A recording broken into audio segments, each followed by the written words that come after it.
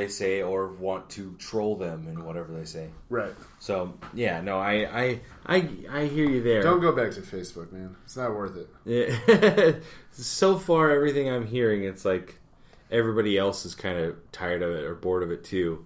But I do miss some parts of it. I've kind of filled that void with Twitter and Instagram, which I know people out there would be like, "What? You cut out one social network, but you keep the other two, and one of them is still owned by Facebook." Yeah, but Instagram is, I don't know. I mean, Instagram, it's just a picture post. I remember, like, I didn't get on Instagram until maybe 2 or 3 years ago because I just didn't get it. I was like, you can post pictures on Facebook. Why, right. You know, why? Right. Well, it kind of cuts out more of the clutter. Like you get a picture and a caption. People can comment on it, but people can't come to your profile or your page and say, "Hey, you see this shit that's happening in Syria, right. or this other." It's like, all right, I understand that politics are important, right? But I'd really much just rather show you pictures of this puppy. I do enjoy puppy pictures, right? Every once in a while, you need that to kind of cut up the bullshit. You do. I need that. Yeah.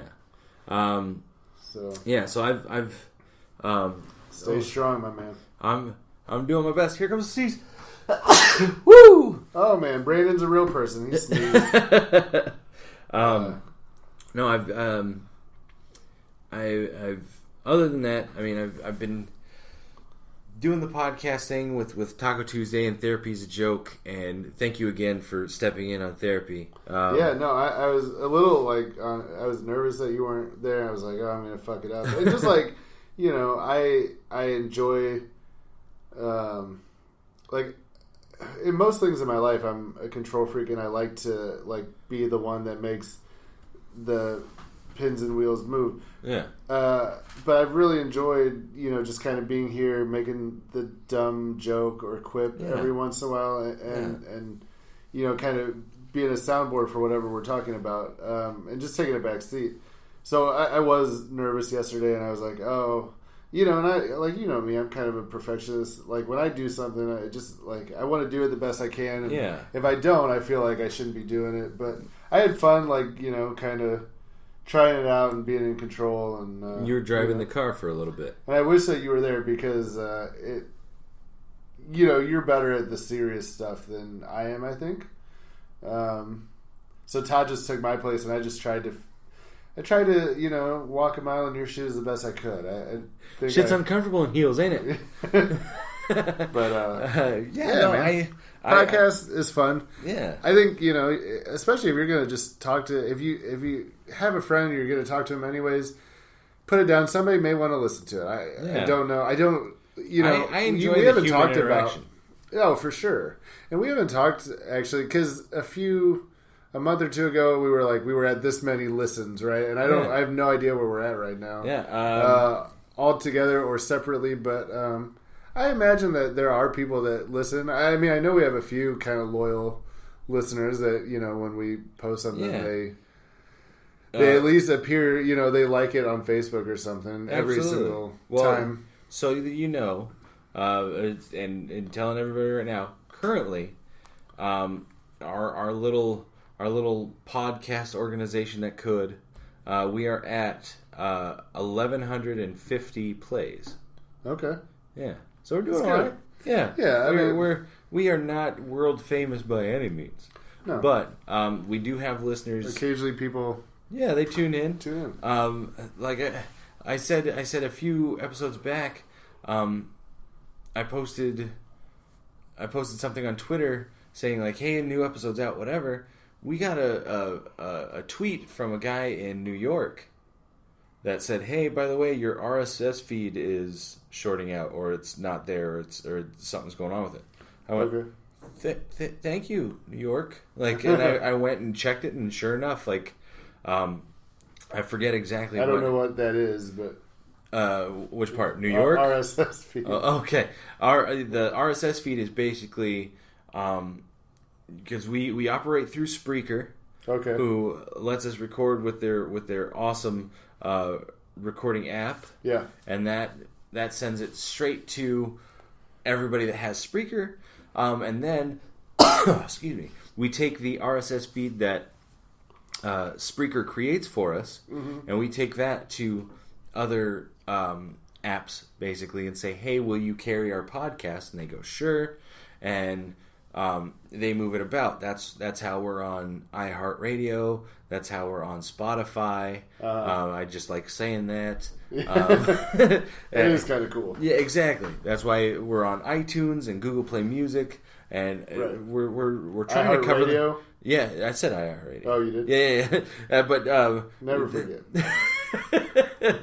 We're on iHeartRadio twice. I mean, Taco Tuesday and Therapy's a Joke. So, amen. Boom. But yeah, we're trying to branch out so that nobody has an excuse not to listen. The only excuse would be, I just don't want to. Sure. Okay, cool. Yeah. And I respect that and understand completely. Sometimes I don't want to hear me. But I've never listened to a full episode of our podcast. You shouldn't. You were there when we recorded it. Yeah, I listened to parts of it. Yeah. In pieces.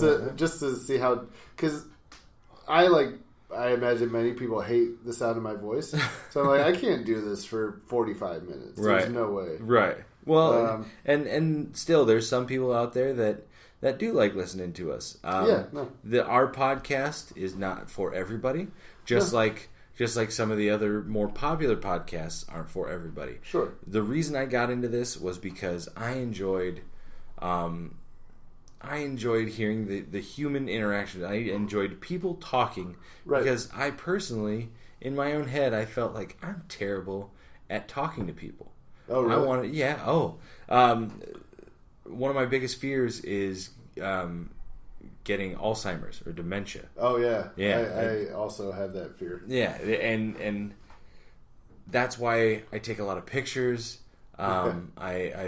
I have like 7,000 notebooks. My wife is pissed at me because I have so many notebooks. Yeah, I have a bunch of notebooks that I sometimes write the same thing over and over again. Yeah. But it's just like I feel if I write it again, that's me reminding myself like, oh, you did this or you wrote this, whatever. Right. Even though I could find that same thing in like 7 or 8 different notebooks. Sure. For some reason, my brain rationalizes that to think like if you rewrite it, you're basically rememorizing it, or you're putting it back to the top of the deck, essentially.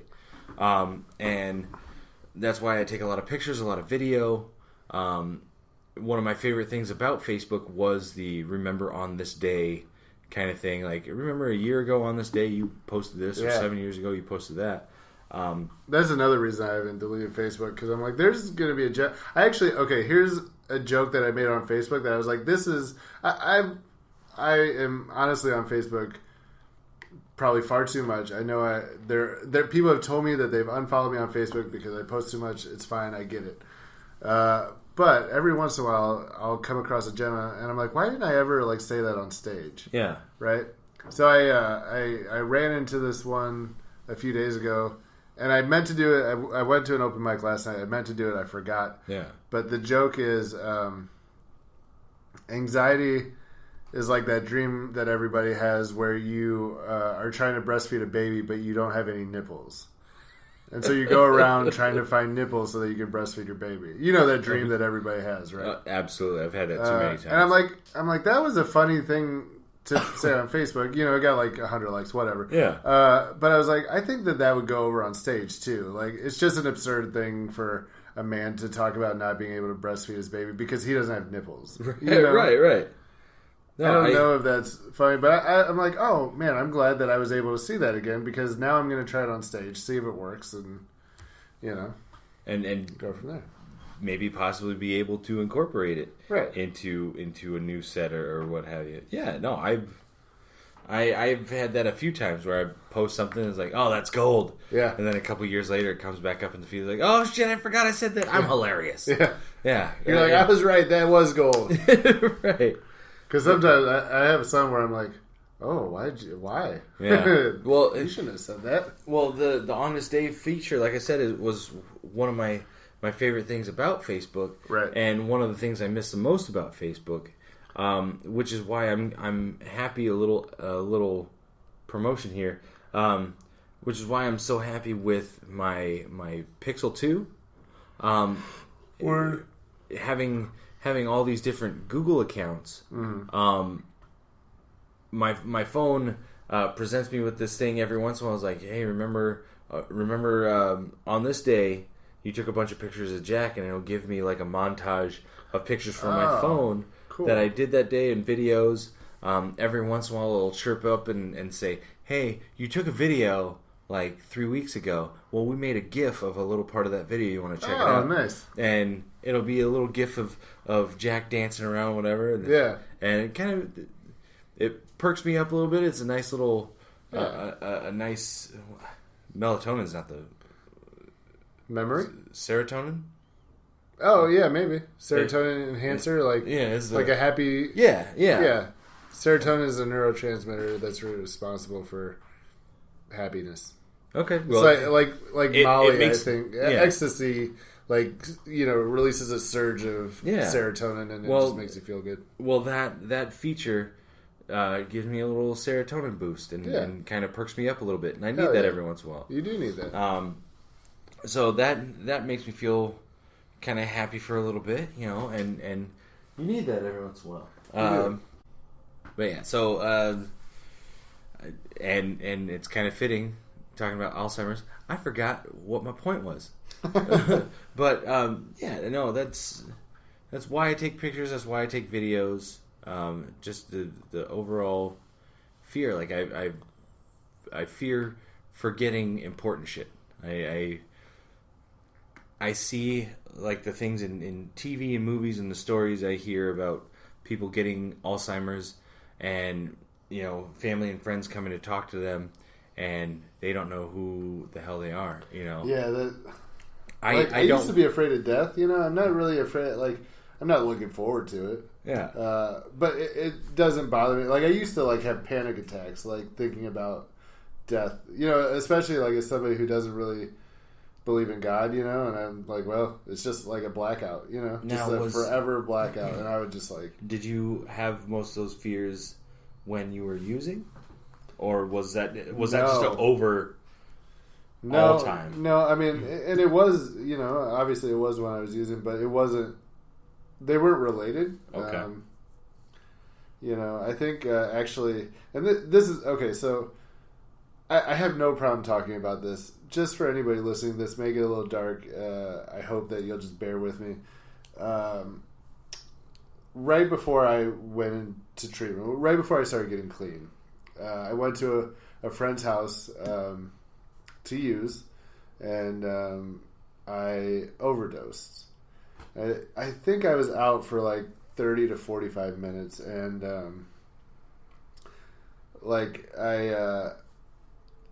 I was seizing out. I woke up and I had red marks from where I had tensed up, Yeah. And I remember when I came to, I remember just when you're in that deep sleep and there's there's no dreams, it was like that, and and so I was very close to death, and it did not bother me in the slightest. I thought, well, you just you have no idea what's going on. I had no idea what was going on. I just did too much.